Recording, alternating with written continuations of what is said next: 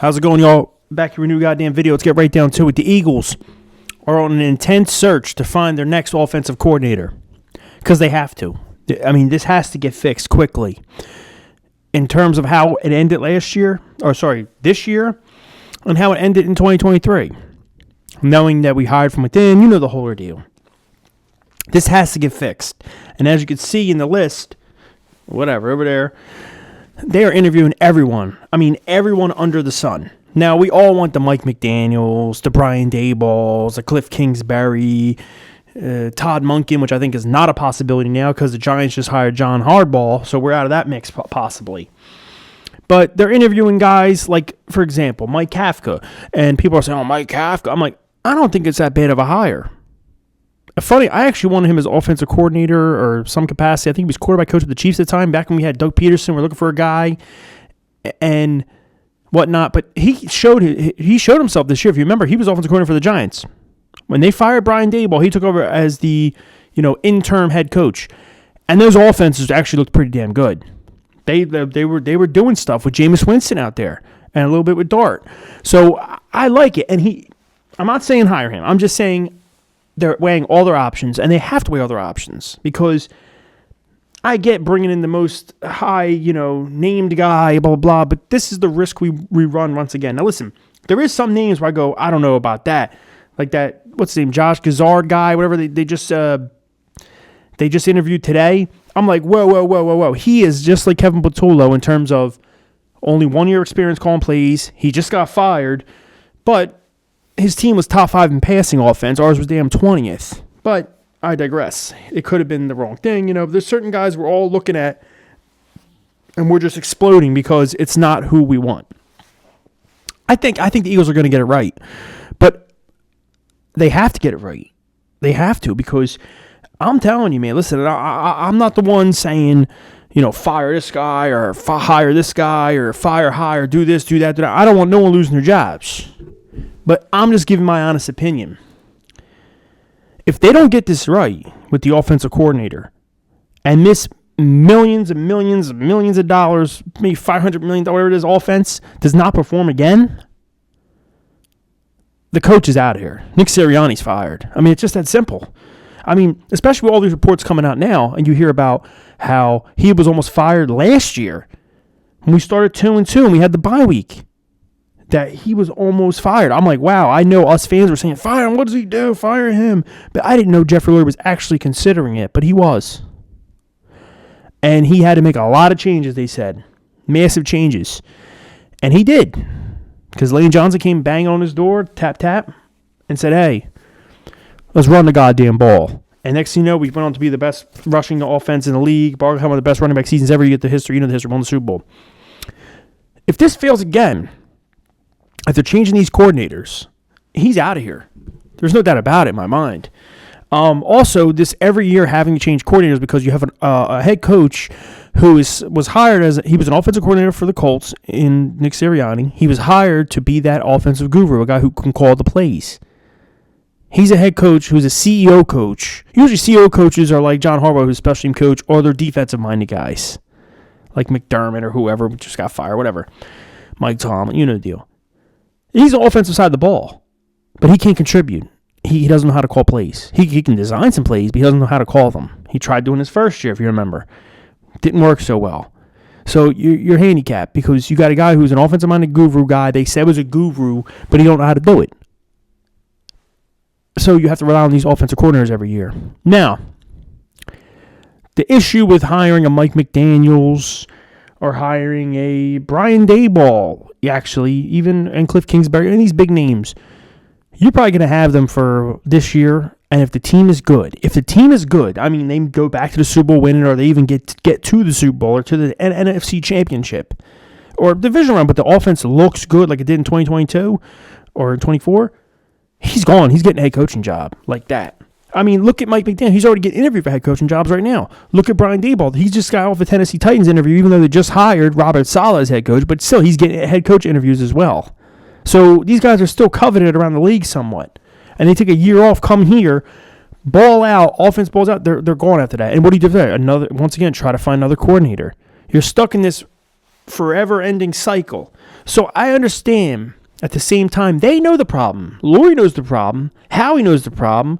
Sirianni himself knows the problem deep down. He can't do it.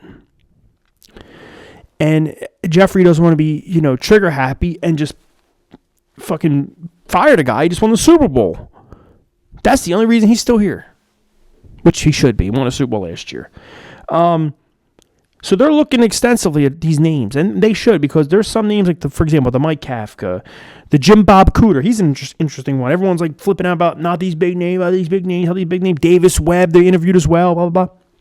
Listen, Jim Bob Cooter had some solid offenses, but I remember when he was at the Lions, then he went to somewhere else. He bounced around. He was with us actually in 2021 as some kind of pass game coordinator and whatnot. He was a Colts offensive coordinator this year. He's a guy who's never going to be a head coach in this league, ever. Unless the team is superly desperate, like for example, Arizona Cardinals right now, there's a huge head coaching cycle, as you guys know is going on. They can't even get anyone that wants the job. Like, he might be a kind of guy, if something, I'm saying a team like that happens next year, you go, okay, I'll take it. But other than that, no, he's not going to get a head coaching job. Mike Kafka is about 2 or 3 years away, unless teams are desperate. And the big name out of all of it is Brian Daboll. And in my opinion, Brian Daboll, he's getting head coaching interviews now. I get that. But I feel it ended so badly with the Giants. You were fired mid-season. All this stuff happened that we at least, hopefully, would get 2 years out of him max. It wouldn't be 1 year. I think it would be 2 years with him until he gets a head coach job. Unless they fire Sirianni and make him the head coach. But that's not going to happen. I'm just saying. He worked with Jalen Hurts at Alabama. He actually worked with Nick Sirianni at Kansas City, surprisingly. When Kansas City was Daboll's wide receiver coach. Daboll was offensive coordinator, some of that nature. The year they were terrible, and then what's his name took over. Andy Reid. You know the history of those shit. Whatever. So he's an interesting name. The real name I'm really interested in, Cliff Kingsbury. He was talked about. Man, he's going to get the job. They're going to interview him to get the job. I'm shocked he was let go from Washington. I don't know what happened there exactly. I heard a few rumors, a few speculations, but I'm not sure what happened there. He did it great with what he did with Jaden Daniels his rookie season. The guy was unbelievable. I mean, Washington had to deal with injuries from Jaden Daniels, injuries with a little bit on their O-line. Their weapons were never healthy. This year, I'm talking about. Terry McLaurin and Jaden Daniels only played 3 games together combined the whole season. 3 games together this whole year together, as both are healthy on the field together. That's insane.